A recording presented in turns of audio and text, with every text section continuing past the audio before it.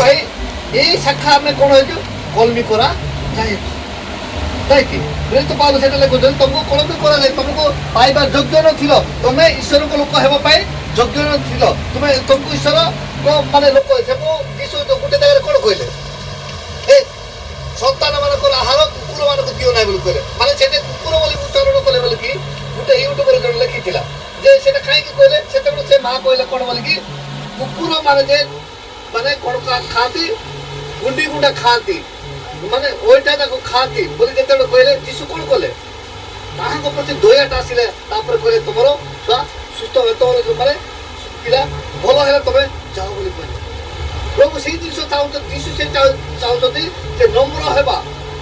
ଆତ୍ମିକ ଫଳ ଆମଠାରୁ ଦେଖିବା ଯୋଉ ଆତ୍ମାଙ୍କର ଫଳ ସେଥିପାଇଁ ସେ କହିଲେ ଯେ ଏଇ ଗଛ ଫଳ ଫଳୁ ନାହିଁ ବୋଲି କହିଲେ ପ୍ରଭୁ ଜାଣୁଛନ୍ତି ପିତା ପୁରୁଷ ସବୁ ଜାଣୁଛନ୍ତି କିନ୍ତୁ ପୁତ୍ର କ'ଣ କହୁଛନ୍ତି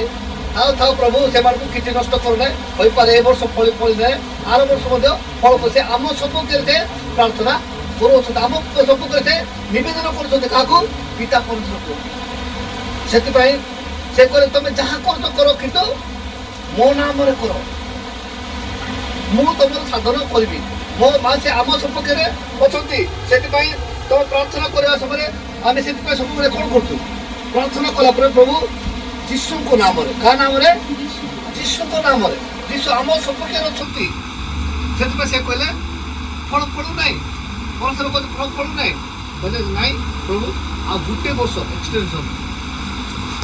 ଆଶ୍ଚର୍ଯ୍ୟ ପ୍ରଭୁ ଗୋଟେ ଠାରେ ଯେ ଜଣକୁ ଅର୍ଡର କରିଦେଲେ କ'ଣ ପାଇଁ ମରବା ପାଇଁ କ'ଣ କରିଦେଲେ ଅର୍ଡର କରିଦେଲେ ପାସ୍ କରିଦେଲେ ଅର୍ଡର ଯା ତୁ ଯା ତାକୁ କହିକା ସୁଯା ସେ ମରବ କାହାକୁ ହିଜକିକୁ କହିଲେ ତାକୁ ପାସ୍ କରିଦେଲେ ଯିଶାୟ ଭାବବାଦୀ ମାନେ ଭାବବାଦୀ ଭବିଷ୍ୟତ ବକ୍ତା ମାନେ ଯୋଉଟା ଯାଇକି କହିବେ ସେଟା ଅନ୍ୟଥା ହେବ ନାହିଁ ବିନ୍ଦୁ କି ବିସର୍ଗ କି ଯଦି କି ମାତ୍ରା ସେଟା ନାହିଁ ସେଟା ହଁ ମାନେ ହଁ ନାହିଁ ମାନେ ନାହିଁ ଯେତେବେଳେ ଯିଶାୟ ଭାବବାଦୀ ଆସିଲେ କହିଲେ ତାକୁ କହିଲେ ଯେ ତାକୁ ଯେ ତୁ ମରିବୁ ତୁ ବଞ୍ଚିବୁ ନାହିଁ ଯେତେବେଳେ ଆସି କହିଲେ ସେତେବେଳେ କ'ଣ ଯିଶାୟ 38 ଅଧ୍ୟାୟ ଲେଖା ହେଇଛି ଯିଶାୟ 38:38 ରେ ସେ